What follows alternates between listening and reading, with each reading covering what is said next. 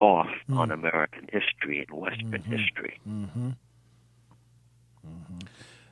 As you say that, and this is William Campbell, Jim. Beg pardon? I say this is William Campbell speaking right now, and as you say that, the question that comes to my mind is your declaration, others declaring the behavior of America has confronted America with its contradiction. The very thing you're saying today, where we want to applaud him, we have to acknowledge how far afield we were, and will that create the opportunity for us to re-examine our operating assumptions? Well, our inability to see Nelson Mandela and Gandhi Yes. and Nehru of India Yes. with some of the same attitudes Right. towards them, Yeah. and Kwame Nkrumah. Nkrumah and Patrice Lumumba Yes. and a whole range, Kenneth Kaunda and Desmond Tutu, a whole range of people who've been raised up to work for justice and freedom in their own time. And we have seen them all, we have demonized almost all of them without reservation. Sure. So one can say, and I will say it, that a Paul Ryan, Patty Murray compromise budget with its cutting off of millions of people, cutting Head Start, food stamps, and Yes. cutting out unemployment insurance, Yes. that is a direct result of our having not been able to see those people, As and human. Mandela especially in the 21st century, as indeed a genuine giant of history Sure. and a wise and compassionate man who could help us be a better nation and a better people, could help us change our policies in Africa. And even as you talk about that, with in the way that his example or paradigm has had little effect, if you would look at it from an appreciable standpoint on the politics here in America, That's right. it's still the same challenges in South Africa itself. Yes, Because exactly. there is a sort of a gradual implosion that's taking place now, as unfortunately from within the Yes. indigenous African population. Yes. Well, Some of Nelson Mandela and the ANC wanted to use the first presidential election and campaign and his administration as a way of getting at the issue of poverty and the structural Yes, injustice that apartheid had established right. across more than 100 years. Yes. The development of South Africa Yes. and the wealth pouring out to the West. And he was told, according to his own words in an interview 2 or 3 years ago in Great Britain, he was told by the United States government that if he made the end of poverty a major pillar of his administration, the U.S. government would fight him. Now, as you say that, I'm thinking about President Obama's recent speech and comments in reference to the divide of economic distribution and the persistence of poverty and the issues of wealth and class. I mean, that is that just conversation, or is that really the pretext for perhaps a shift in policy or approach or direction? I have no doubt in my mind, I have no doubt that Obama's life has been threatened many times by forces within our covert government. Sure. That if he tackled certain kinds of issues, he and his family would be harmed, assassinated. I have no doubt about that. The politics of assassination of the 60s was aimed at eradicating leaders who might have helped the political development of our nation Democratic. to a Absolutely. greater measure of health. You used an And I have expression. no doubt that Obama's had his hands tied by the same threats, by the same spirit. of the assassination of the 60s. Yeah. You used an The expression, assassination James. of the 60s allowed a whole different direction of presidents to arrive in the White House. And obviously, it seems to me that if John Kennedy had lived, he would have been reelected. Yes.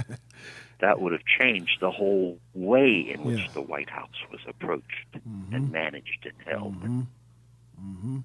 So that spirit is still very much alive, regardless of what anyone wants to say.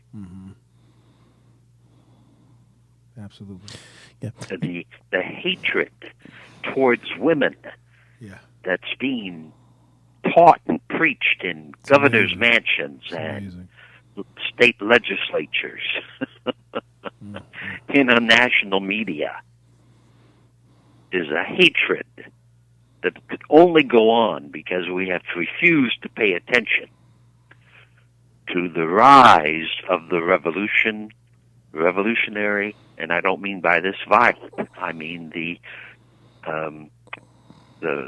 intellectual, spiritual, moral revolution against the colonialization and expansion of the West through military means in the Bible, through economic domination. Huh? We got you. We're listening. Hello? Yes, sir. we're still with you, listening. James. We're listening. So, anyway. So I think to honor Mandela is to pay attention in this season of the year to the transforming meaning of compassion and love and justice, forgiveness, and truth, to the, I'm going to use that word, infinite value of human life itself. Yes. And the need to end our dependency on killing and guns and bombs and power politics for the domination of the West and economic domination, and the need to recognize that there are other options for the human race which are more oriented towards an understanding of God's will. You had used the term structural impoverishment, That's where which I am. means Are you there? yes. Can you hear me? Can you hear us? We lost you. Anyway, Dr. Lawson used the term structural impoverishment, which means that the economic circumstances are not incidental or coincidental, but it's built into the system. And we have to really raise some questions about how the system operates to the benefit of the few at the expense of the many. And what comes with it is a dehumanization of the many. And it breeds the kind of injury and suffering that we talk about. And you cannot separate the two. You cannot separate the empowerment of the few, the enriching of the few, from the ills that contribute to the decline, the quality of life, in the nation, Yeah. and ultimately the world. Absolutely, it is what Dr. Lawson is saying. Basically, is that there are other ways of setting up such set structures, such that there's more of an equitable distribution and sharing in, not only of the structure of not only of what's developed, but of the whole system itself. Yes. That there are ways in which everyone can be a part of that from its inception and development. Which, when you look at the founding of this country, you try to say it was democratic in its foundation, but it was more so for landowners initially. It was more for the aristocratic class, if you will. Not more, but in fact, for the landowners. It was overwhelmingly. We always talk about our forebears being considered 3/5 human. The reality is our humanity was not recognized at all. We were simply counted as 3/5 property value. Right. To enhance the status of the landowners. Yes, absolutely. Do we have Reverend Lawson back? Is it Still there. okay? Okay, He's very back. good. Great. Did you hear what Reverend Campbell just said? Yes. Oh, great. We're sorry about that. For whatever reasons, you were still on. We had you on, but you couldn't hear us for some reason. We'll get it together, Reverend. We apologize. Want to give you an opportunity to give some. Just talk about, if you don't mind, your own. And I hear where you are. You are looking at where we are. You're looking at the discussion of class struggle and class impoverishment and the widening chasm of the haves and the have-nots. What, if any, would you lay as a foundation in a post? In the legacy of Dr. King and Nelson Mandela and your own legacy, because by all rights, you have set forth, I think, a legacy as well of analysis and action and analysis. And you still have your classes every week, every Saturday at Holman. Every fourth Saturday. Every fourth Saturday. Right. They're on nonviolence. Okay. Nonviolence training. What's the address, Reverend Lawson? That's 3320 West Adams Boulevard. And your workshops are every fourth Saturday at what time? From 9 to 12.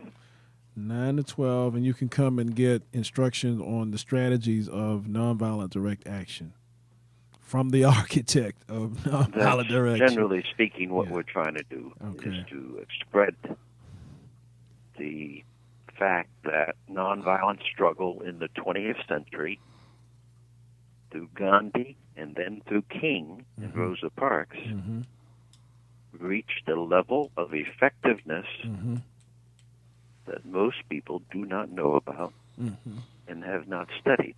Yes. Both of those men claimed that nonviolent struggle is a science of social change, a science for social change. And that if more and more people would adopt it, they could make greater progress towards justice and peace, full employment, eradicating illiteracy, and the rest of it. The power structures of the West are basically dedicated still to the power of the few. Yes. The domination and control of the many by the few. To say it in another way, the reason the financial institutions and the Chamber of Commerce want complete deregulation of economic life is that then, in fact, the inequality can be continued and increased. The reason they fight so much against what they call liberalism is that Franklin Delano Roosevelt and his wife Eleanor represented in the 20th century the move in the United States for governments, local, state, national, to put the welfare of all the people as the first priority. Yes. Not the welfare of the big Just the few. institutions. Reverend Lawson, we're going to have you back on when we have more time to talk. Again, we apologize for the technical challenges. We know you have a day in front of you, as we do. Perhaps sometime next month when we're seemingly the annual King celebration comes around. But maybe beyond that, because we know you'll be busy. But we'll work out a time when we can talk more about these issues, and would love to have you as a featured commentator from time to time, because I know you have thoughts and perspectives you would love to talk about, and we certainly would love to engage you in that process. All right, anytime, Louis. I appreciate very much the work you have done and are doing, and Bill Campbell also. Absolutely. Bless you, sir. Any way I can help and support, I'll be glad to do so. Thank you, and likewise, anything you're doing, please don't hesitate to Okay. call on me. All Love right. you. Tell your wife we said hello, and thank you so much again. Thanks so much. All right. God bless. God bless you. You've just heard Reverend James Lawson, one of the, again, architects of the Civil Rights Movement, the Poor People's Campaign, pastor, exegete, preacher, scholar.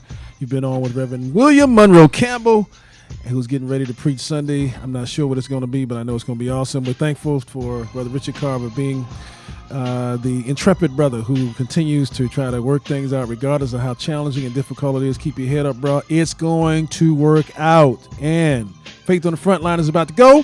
Thank you so much for being with us today. You're on LA Talk Live, where it's more than just talk. Don't just talk about it. Be about it. Peace.